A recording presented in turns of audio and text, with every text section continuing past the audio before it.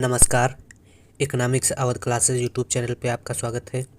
Daily MCQ class के अंतर्गत आज की क्लास में हम लोग 25 बहुविकल्पीय प्रश्नों को सॉल्व करेंगे। यह प्रश्न आगामी शिक्षक भर्ती परीक्षा के लिए महत्वपूर्ण है और रिवीजन की दृष्टि से भी यह प्रश्न बहुत ही महत्वपूर्ण है। तो आज की क्लास स्टार्ट करते हैं और देखते हैं आज की क्लास में क्या क्या क्वेश्चन है। 1 नंबर क्वेश्चन, खुले बाजार की क्रियाएं इंगित करती है। क्या इंगित करती है? ऑप्शन ए, आरबीआई द्वारा सरकारी प्रतिभूतियों की खरीद एवं बिक्री। बी, अनुसूचित बैंकों द्वारा आरबीआई से उधार लेना। व्यापारिक बैंकों द्वारा उद्योग एवं व्यापार को उधार देना। और सी और डी, कोई नहीं। तो खुले बाजार की क्रियाएं जो है वह परिमाणात्मक साख नियंत्रण का एक तरीका है। खुले बाजार की क्रियाओं का प्रयोग आरबीआई मौद्रिक नीति में करती है। अगर अर्थव्यवस्था में मुद्रा की पूर्ति बढ़ाना है तो आरबीआई प्रतिभूतियों को खरीदती है। अर्थात कह सकते हैं कि जब अर्थव्यवस्था में मंदी होती है तो आरबीआई क्या करती है? प्रतिभूतियों को खरीदती है।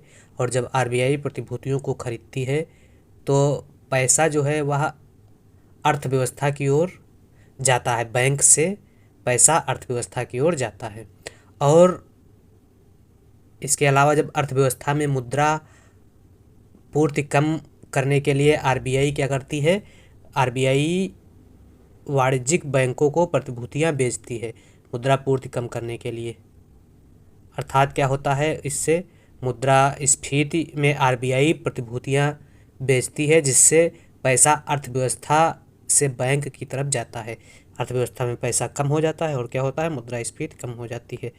तो यह क्वेश्चन पूछा जाता है कि खुले बाजार की क्रियाओं के तहत कब आरबीआई प्रतिभूतियां खरीदती है और कब प्रतिभूतियां बेचती है। तो मंदी के समय में आरबीआई क्या करती है? प्रतिभूतियां खरीदती है और मुद्रास्फीति के समय आरबीआई प्रतिभूतियां बेचती है। अगला जो क्वेश्चन है वह है 2 नंबर, बॉन्ड की कीमत और ब्याज की दर के बीच संबंध है। धनात्मक, तटस्थ, ऋणात्मक, अस्पष्ट। तो बॉन्ड की कीमत और ब्याज की दर के बीच जो संबंध है वह है ऋणात्मक। तो का सही आंसर सी है।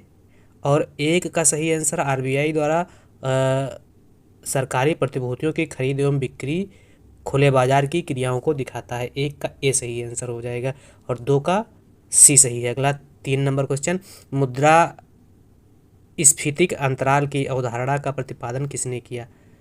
A.W. फिलिप्स ने, मिल्टन फ्रीडमैन ने, बिक्सल ने, कीन्स ने। तो स्फीतिक अंतराल की अवधारणा का प्रतिपादन कीन्स द्वारा किया गया। 3 का सही आंसर डी है। अगला 4 नंबर क्वेश्चन, कीन्स ने स्फीतिक अंतराल की अवधारणा की व्याख्या अपनी किस पुस्तक में की? तो हाउ टू पे फॉर वार में कीन्स ने स्फीतिक अंतराल की अवधारणा की व्याख्या की थी। हाउ टू पे फॉर वार ऑप्शन बी में दिया गया है। तो 4 का सही आंसर बी हो जाएगा। मुद्रास्फीति की तुलना डाकू से की जानी चाहिए, यह कथन किसका है? कीन्स का, रिकार्डो का, रॉबर्टसन का, कोई नहीं। तो मुद्रास्फीति की तुलना डाकू से की जानी चाहिए, यह बात जो है वकील एवं ब्रह्मानंद द्वारा कही गई थी और ब्रह्मानंद ऑप्शन में है ही नहीं तो कोई नहीं हो जाएगा। 5 का डी सही है। अगला 6 नंबर क्वेश्चन, स्फीति का खोज सिद्धांत किसने प्रतिपादित किया? Phillips, Keynes, Crowther, Robertson. तो स्फीति का खोज सिद्धांत जो है फिलिप्स द्वारा प्रतिपादित किया गया। 6 का सही आंसर है ए। अगला 7 नंबर क्वेश्चन, कीन्स का मुद्रास्फीति सिद्धांत है एक मौद्रिक सिद्धांत, गैर मौद्रिक सिद्धांत। ए था बी दोनों सही है, ना तो ए ना बी। तो कीन्स का मुद्रास्फीति सिद्धांत जो है गैर मौद्रिक सिद्धांत है। 7 का सही आंसर बी है। अगला 8 नंबर क्वेश्चन, रिकार्डो के अनुसार भूमि की हस्तांतरण आय होती है अनंत, कम, अधिक, शून्य। तो रिकार्डो के अनुसार भूमि की हस्तांतरण आय जो है शून्य होती है। 8 का सही आंसर डी। 9, विक्रय लागतों की अवधारणा का विकास किसने किया? John Robinson, Alfred Marshall, Edward Chamberlin, Jenkins. तो विक्रय लागत की अवधारणा का विकास चैम्बरलिन द्वारा किया गया था। सी सही है 9 का। 10 नंबर क्वेश्चन, निम्न में से किस स्थिति में उपभोक्ता का अतिरेक उपस्थित नहीं होता है? प्रथम कोटि के मूल्य विभेद में, द्वितीय कोटि के मूल्य विभेद में, तृतीय कोटि के मूल्य विभेद में और पूर्ण प्रतियोगिता में। तो उपभोक्ता का जो अतिरेक है वह प्रथम कोटि के मूल्य विभेद में नहीं उपस्थित होता है, और प्रथम कोटि का जो मूल्य विभेद है वह मूल्य विभेद का या कीमत विभेद का सबसे मजबूत रूप है। इसमें उपभोक्ता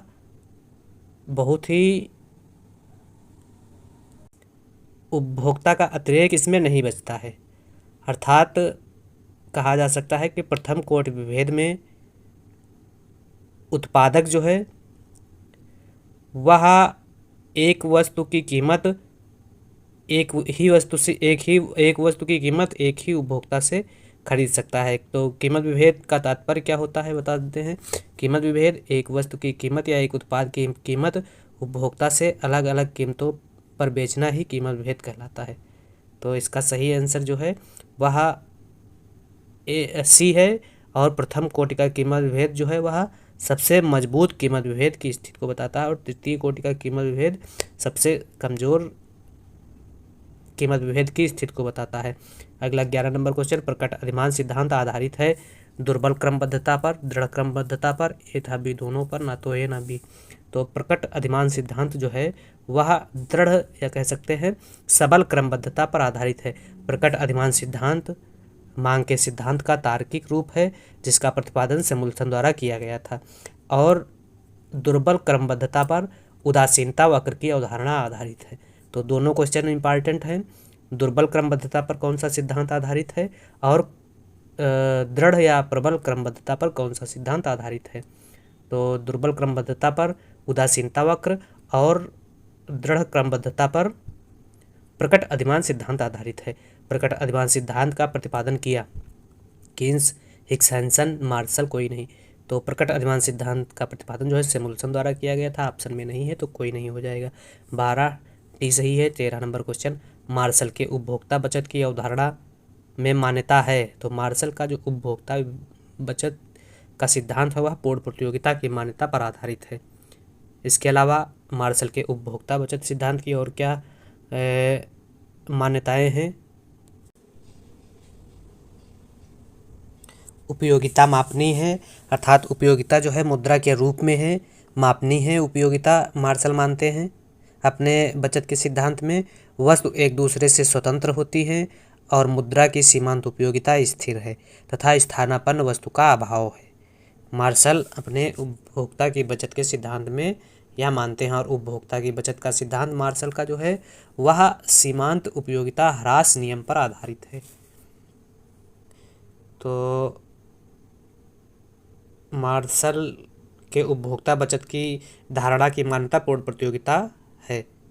अगला 14 number question, principle of economics पुस्तक का प्रकाशन हुआ। तो प्रिंसिपल ऑफ इकोनॉमिक्स किताब का प्रकाशन जो है वह 1936 में जेएम कीन्स द्वारा किया गया। 1936 बी ऑप्शन सही है।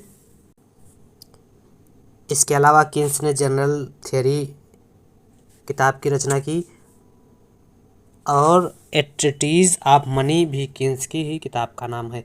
अगला जो क्वेश्चन है 15 नंबर, निम्न रेखा चित्र में उपभोक्ता की बचत को जिस क्षेत्र में दर्शाया गया है वह है। तो उपभोक्ता की बचत इसमें सीपीई द्वारा दिखाया गया है। सीपीई बी ऑप्शन में दिया गया है, बी सही हो जाएगा। अगला 16 नंबर क्वेश्चन, सापेक्ष आय परिकल्पना का प्रतिपादन किया गया। तो सापेक्ष आय परिकल्पना का प्रतिपादन जेम्स ड्यूजनबरी द्वारा किया गया था। इसके अलावा निरपेक्ष आय परिकल्पना कीन्स द्वारा प्रतिपादित है।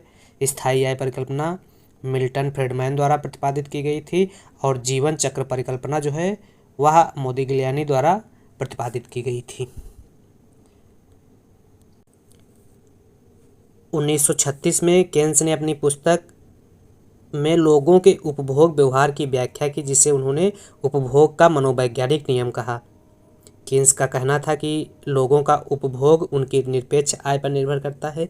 जैसे जैसे क्या होता है, निरपेक्ष आय बढ़ती है, लोग उपभोग पर किया जाने वाला व्यय कम करते चले जाता है। यानी कह सकते हैं कि औसत उपभोग प्रवृत्ति व्यक्ति की आय बढ़ने के साथ साथ कम होती चली जाती है, और ठीक ऐसा ही सीमांत उपभोग प्रवृत्ति के साथ भी होता है। कीन्स के इस सिद्धांत की आलोचना करते हुए प्रोफेसर ड्यूजनबरी ने सापेक्ष आय परिकल्पना सिद्धांत प्रतिपादित किया, जिसमें इन्होंने बताया कि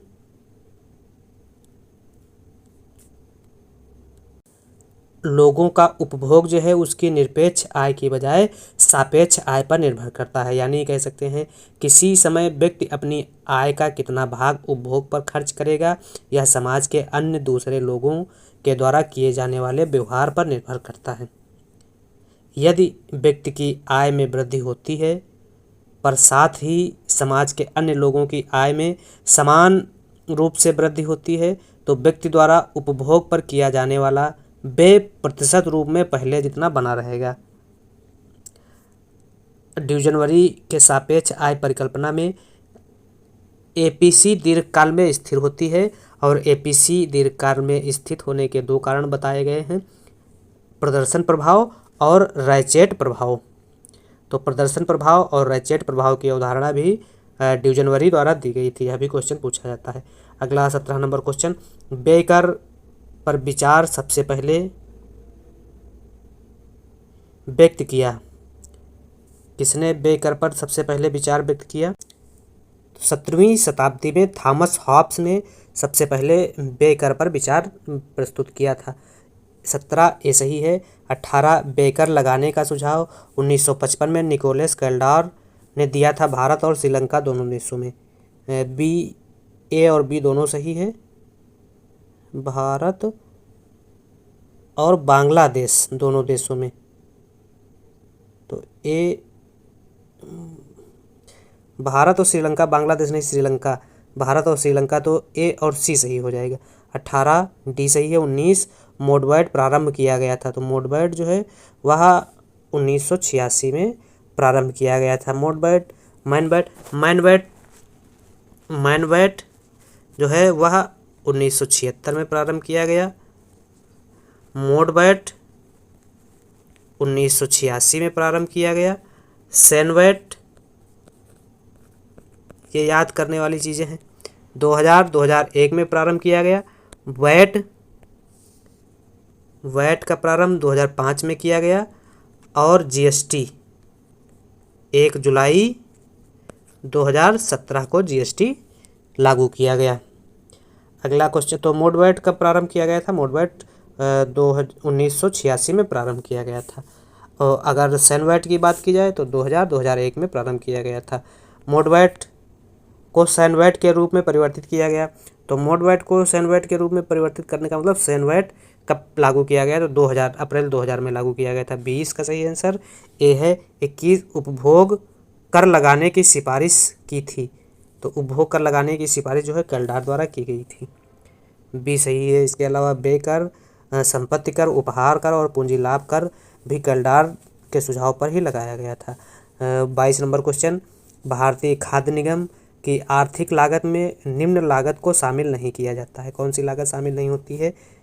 किसानों को देय समर्थन मूल्य तथा बोनस, प्रशासनिक लागत पर व्यय, वितरण लागत, खरीद संबंधी सहायक खर्च। तो किसानों पर जो व्यय है, भारतीय खाद्य निगम एफसीआई की आर्थिक लागत में जो लागत शामिल नहीं होती है वह है प्रशासनिक लागत नहीं शामिल होती है। बी प्रशासनिक लागत या व्यय, बी से नहीं शामिल होता है। भारत यूरिया की आपूर्ति घरेलू उत्पादन से करता है, 80% करता है।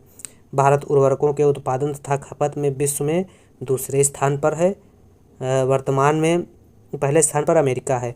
वर्तमान में भारत में निम्न उर्वरक वैधानिक मूल्य नियंत्रण के अंतर्गत आते हैं। तो इसमें यूरिया उर्वरक जो है वैधानिक नियंत्रण मूल्य के अंतर्गत आता है। डी सही हो जाएगा। अगला, निम्न चित्र के आधार पर उत्तर दीजिए। वस्तु यक्स सामान्य वस्तु है, यक्स वस्तु विलासिता की वस्तु है, यक्स ए तथा बी दोनों सही हैं और कोई नहीं सही है। तो जब क्या होता है, मांग वक्र वस्तु की विपरीत दिशा में अगर मुड़ता है तो जिस वस्तु की विपरीत दिशा में मुड़ता है वह वस्तु गिफिन वस्तु कहलाती है।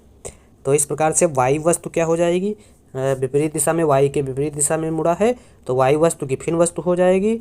अगर एक्स के विपरीत दिशा में मुड़ता है तो एक्स वस्तु गिफिन वस्तु हो जाती। तो वाई वस्तु गिफिन है तो गिफिन इसमें दिया ही नहीं है, तो कोई नहीं हो जाएगा 26 का सही आंसर।